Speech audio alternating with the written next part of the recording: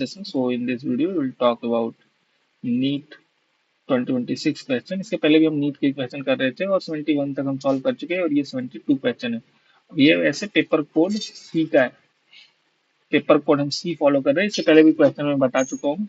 तो देखते हैं क्वेश्चन, बहुत अच्छा क्वेश्चन है। कंपाउंड पी आपको दे रखा है, ऑर्गेनिक कंपाउंड है C8H8O। Give a red orange precipitate with 2,4-DNP। 2,4-DNP reagent के साथ कौन रेड प्रेसिपिटेट देता है? तो वो देता है कीटोन या एल्डिहाइड। तो ये दोनों में से कोई एक हो सकता है, या तो ये कीटोन हो सकता था या तो एल्डिहाइड हो सकता था। देखते हैं। It does not reduce Fehling reagent. तो फेलिंग रिएजेंट के साथ कौन रिएक्शन देता है? वो एल्डिहाइड देता है। और ये कह दिया कि it does not reduce Fehling reagent means कि ये एल्डिहाइड नहीं होने वाला है। तो एल्डिहाइड वाला पार्ट कट गया, अब बस कीटोन बचा हुआ है।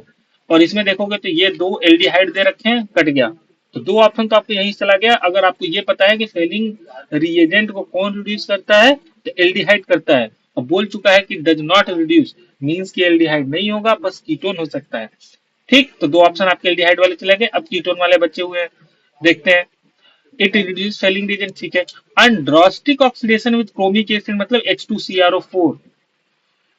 बहुत ज्यादा ड्रास्टिक कंडीशन में ही कीटोन का ऑक्सीडेशन होता है। इसलिए ये कह रहे हैं कि ड्रास्टिक ऑक्सीडेशन, क्योंकि एल्डिहाइड होता तो सिंपल ऑक्सीडेशन हो सकता था, बट कीटोन का ऐसे सिंपल ऑक्सीडेशन नहीं होता, इनके लिए ड्रास्टिक कंडीशन चाहिए होता है। तो कह रहे हैं कि ड्रास्टिक कंडीशन करने पे P gives aromatic compound Q. तो ये आपका जो पी है वो कीटोन है, पता चल चुका है इन दोनों में से, और दोनों सेम ही दे रखा है तो मीन्स यही होने वाला है। तो ये दोनों कीटोन हो गया।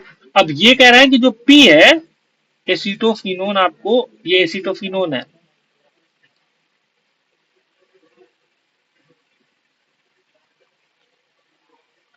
इसका जब H2CrO4 हम करा रहे हैं, बहुत ड्रास्टिक कंडीशन हम यूज करेंगे, देन इसका ऑक्सीडेशन होगा, और ऑक्सीडेशन होने पे ये जो कार्बोनिल का है पार्ट, ये ऐसे ब्रेक हो जाएगा और ये भी COOH हो जाता है और ये भी COOH हो जाता है। तो यहाँ फॉर्म क्या होगा? ये आपके यहाँ पे C डबल बॉन्ड OH हो जाएगा, और ये वाला जो पार्ट है ये भी HCOOH अगर बन जाएगा। तो ये कह रहे हैं कि एरोमेटिक प्रोडक्ट जो क्यू है, तो ये क्यू की बात कर रहे हैं, वो एरोमेटिक, क्योंकि ये तो एरोमेटिक नहीं है तो इसका काम हम खत्म कर देते हैं, हमें बस इससे मतलब रह गया है। तो ये हमारा क्यू है।